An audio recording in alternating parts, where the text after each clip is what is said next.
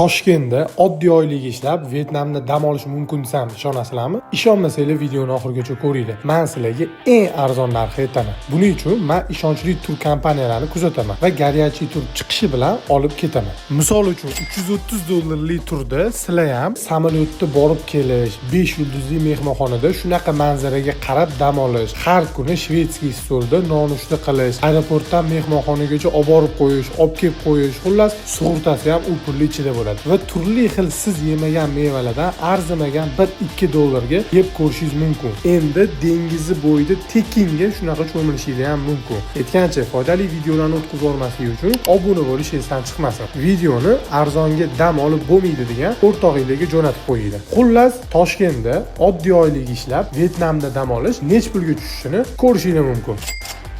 Lekin hamma arzon turlar ham bunaqa bo'lavermaydi. Shuning uchun men o'zimni ishonchli tur kompaniyam Travel xonani sizlarga ham tavsiya qilaman.